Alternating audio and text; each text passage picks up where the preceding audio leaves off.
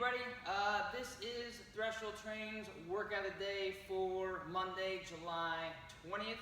I hope everyone had an awesome weekend and was able to enjoy the sunshine and the heat, but were able to also stay cool.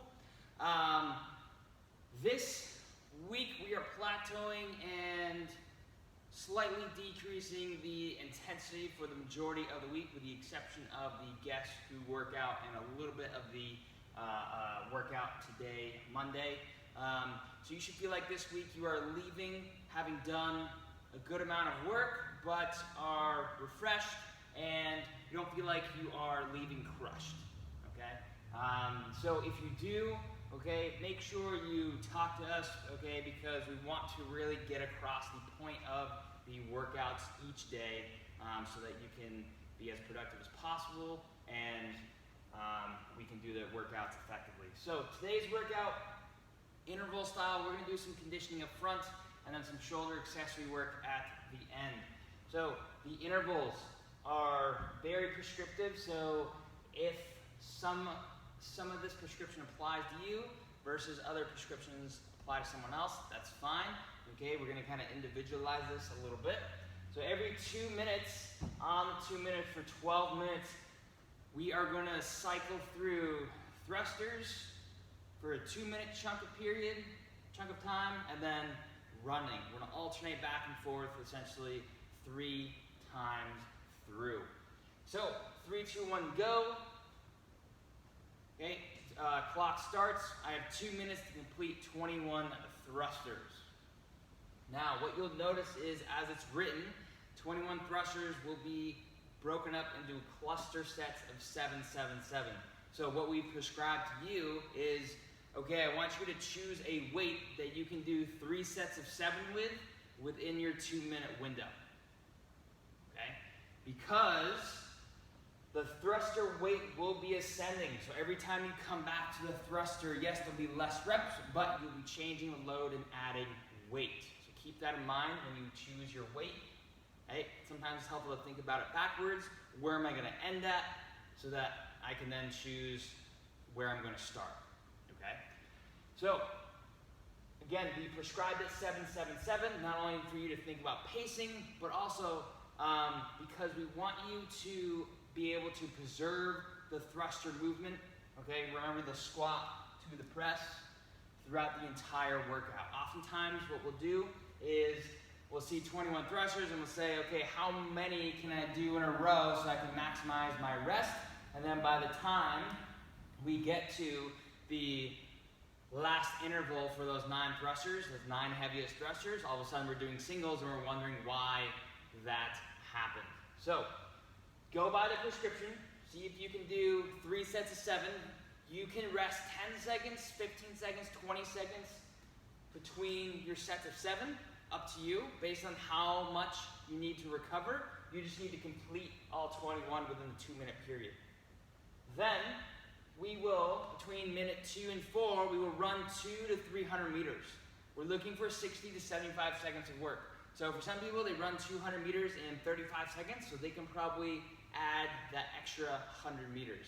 If you are somebody who runs 200 meters in 60 or 65 seconds, great, do 200 meters.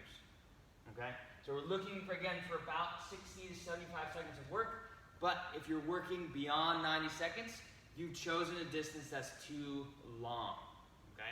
So you're gonna need some time to not only rest, but also change out your weights. That's part of the workout. Then from minute 4 to 6, you will do thrusters, 5, 5, 5, at a heavier load. Then again, 6 to 8, 200 meter to 300 meter run. 8 to 10, thrusters, 3, 3, 3, so 9. And then last but not least, 200 to 300 meter run. Runs ideally are at a challenging pace, but it's not maximal effort.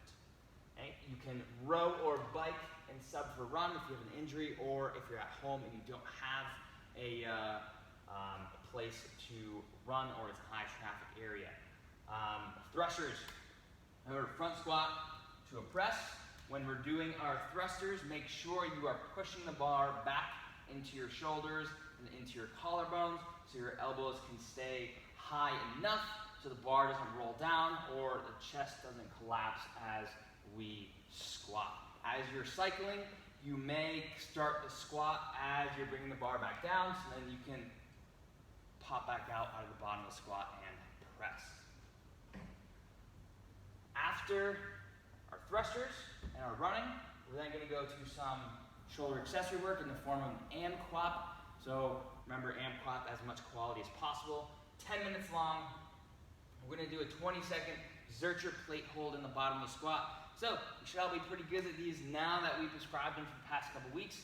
Okay, you have a plate here and a plate there. You are descending into that squat, holding for 20 seconds.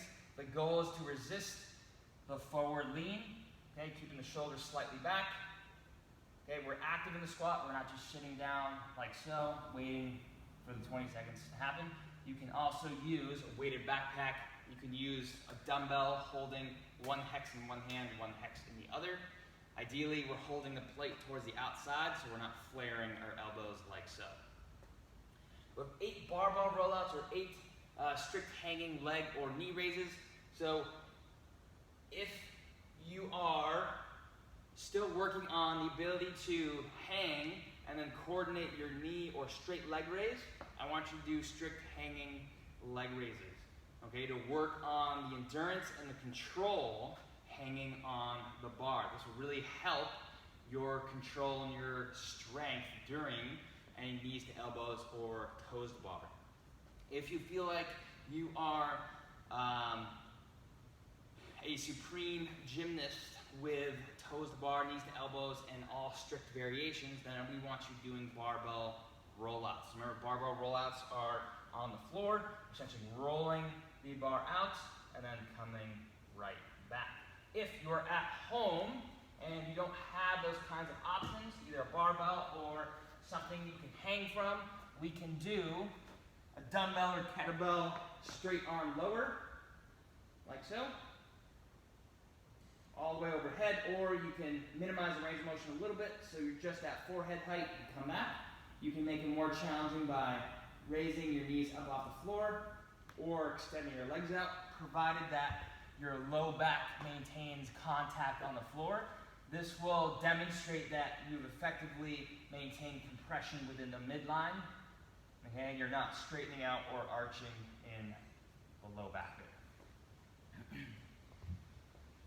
After our rollouts or strict hanging leg raises, we'll go to 8 barbell upright rows. So we'll take about shoulder width grip, about thumb's width length from the smooth part in the middle of the barbell, and we will essentially shave our chest like so. Bring the elbows higher than the wrist. You only go as high as your range of motion will allow. So for some people it might be here, for some people it might be there, but it's not here, because now our wrist is higher than our elbows. Okay? It should be like you're zipping up a coat with 2 hands, essentially. If you have just one weighted object, like kettlebell or dumbbell, you can do the same thing. We can do 8 per side or per arm. Then last but not least, we're doing 8 strict dips from a box, from rings, maybe a matador bar if we have enough space, if you're in person.